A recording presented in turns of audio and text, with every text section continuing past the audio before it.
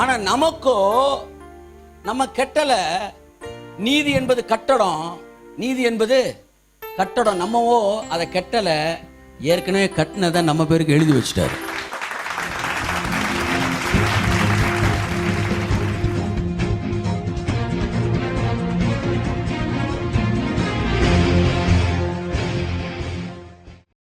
நான் நீதிமான். என்ன சொல்? நீதிமான் நான், நீதிமான் நான், இரத்தத்தால கழுவப்பட்ட நீதிமான். டெம்பரரி நீதிமான், பெர்மனன்ட் நீதிமான்.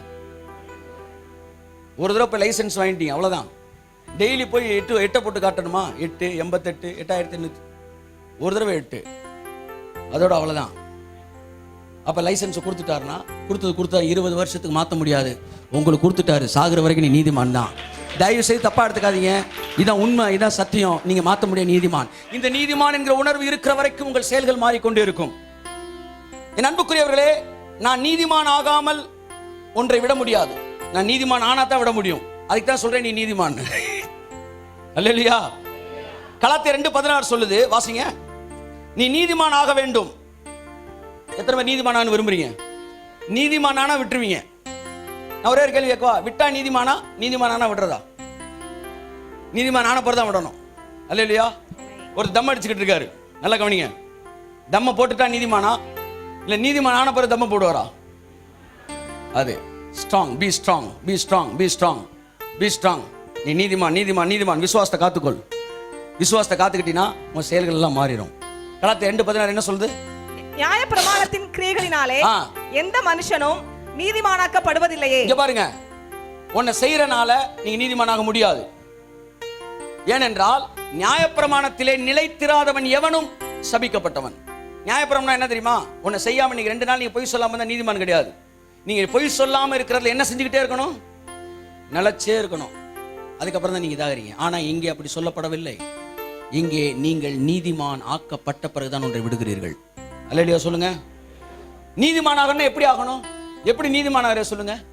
நாம் எல்லோரும் விசுவாசத்தினாலே நீதிமான்கள் ஆக்கப்பட்டோம். ஹல்லேலூயா. அப்படி நீங்க நீதிமானா எதனால? விசுவாசத்தால். என்ன விசுவாசம்? என் பாவங்களுக்கு கரையத்தை இயேசு கொடுத்து முடிச்சாரு. விசுவாசத்தை காத்துக்கொண்டேன். எல்லாம் சொல்லுங்க, காத்துக்கொண்டேன். ஹல்லேலூயா. என்ன விசுவாசம்? இயேசு கிறிஸ்துவின் பலியினால் என்னை எல்லா பாவங்களுக்கும் கரையம் செலுத்தப்பட்டபடியினால் நான் நீதிமானாகி விட்டேன் என்கிற விசுவாசம். அதனால் நீதிமான் ஆன பிறகு நான் எல்லாவற்றையும் விட ஆரம்பிக்கிறேன், முடிக்கிறேன். செயல்களை அப்பொழுது விட வேண்டாமா? செயல்களை மாற்ற வேண்டாமா? நீதிமான் என்று சொல்லிக்கொண்டே இருந்தால் போதுமா? என் அன்புக்குரியவர்களே, நீங்கள் செயல்களை மாற்ற வேண்டும். பாவி என்கிற நிலையிலிருந்து நீங்கள் செயல்களை மாற்றுவதை விட்டுவிட்டு நான் நீதிமான் என்கிற நிலையில் இருந்து நீங்கள் செயல்களை மாற்றிக்கொண்டே இருங்கள். பாவியாயிருந்து நீங்கள் பரிசுத்தமாகவில்லை, நீங்கள் பரிசுத்தமாக இருந்தே பரிசுத்தமாகிறீர்கள். கை தட்டுங்க, அவ்வளவுதான். புரிஞ்சால் மட்டும் அல்லேலூயா சொல்லுங்க. இதுக்கு மேல சொல்ல முடியல. நான் பரிசுத்தமான் தான். இப்ப நான் என்ன ஆயிட்டு இருக்கேன்? பரிசுத்தமானவன் இன்னும் பரிசுத்தமாகிறேன், அவ்வளவுதான். பாவியா இருந்து பரிசுத்தமாகல. நான் இதை மாத்திரக்கு முன்னாடி பரிசுத்தவான். நான் பரிசுத்தவானா இருக்கனால மாத்திரேன், இன்னும் பரிசுத்தவானாகிறேன். நல்லா தெரிஞ்சுங்க. பரிசுத்தவான் என்கிற நிலைமையிலே இருந்து உங்கள் செயல்களை மாற்றுங்கள். பாவி என்கிற நிலைமையிலிருந்து அல்ல. நீதி என்பது உங்களுக்கு இலவசமாய் தேவன் கொடுத்துட்டாரு. நியாயப்பிரமாணத்தில் நீங்க கொஞ்சம் கொஞ்சமாக தான் நீதிமான். நீதினா என்ன தெரியுமா? கட்டடம். நீதினா என்ன? அதான் பைபிள் சொல்றாரு, நான் விழுந்து போன கூடாரத்தை மறுபடியும் எடுத்து கட்டுவேன். இன்னொரு வசனம் கூட எசேக்கியேல்ல இருக்கு, 36:36. நான் அவர்களுடைய வாழ்க்கையை, நீதியை எடுத்து கட்டுறேன்றாரு. இப்ப நீதினா என்ன?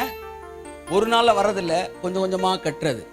இங்க பாருங்க, பாதி கட்டடம் கட்டிட்டு நீங்க வீடு கட்டிட்டேன்னு சொல்ல முடியுமா? வீட ஃபுல்லா கட்டிட்டு சொல்லுங்க, பெயிண்ட் அடிச்சுட்டு, நல்லா கவனிங்க, கார்பெட்டை போட்டு எல்லாம் போட்ட பிறகுதான் ஆலய பிரதிஷ்டை ஆராதனை. வீடு கட்டிட்டேன்னு சொல்லணும். அப்படித்தான் சாகுற வரைக்கும் நீங்க எதுவுமே தப்பு செய்யாம இருந்தா பிரமாணத்தின்படி, அப்பதான் சாகுறப்ப நீங்க பிரதிஷ்டையே செய்ய முடியும். சாகுற வரைக்கும் ஒன்றும் செய்யலடா நீதிமான்றான். அது வரைக்கும் அவர் கட்டிக்கிட்டு தான் இருக்காரு. ஆனா நமக்கோ நம்ம கெட்டல.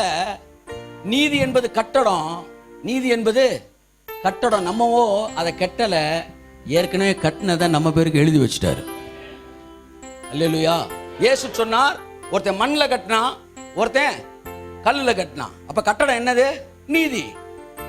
மண்ணில் கட்டின கட்டடம் விழுந்துருச்சு, அப்ப கட்டடம் தான் நீதினா, நீங்க சொந்தமா கட்டினா கட்டிக்கிட்டே தான் இருக்கணும். வீட்டை முடிக்கும் போது நீங்க கம்ப்ளீட் பண்ண பிறதான் நீதிமான்னு சொல்லுவாங்க. ஆனா நமக்கோ இயேசு சொன்னார், நீங்கள் கட்டாத வீடுகளில் குடியிருப்பீர்கள். கை தட்டுங்க அவருக்கு. ஹல்லேலூயா.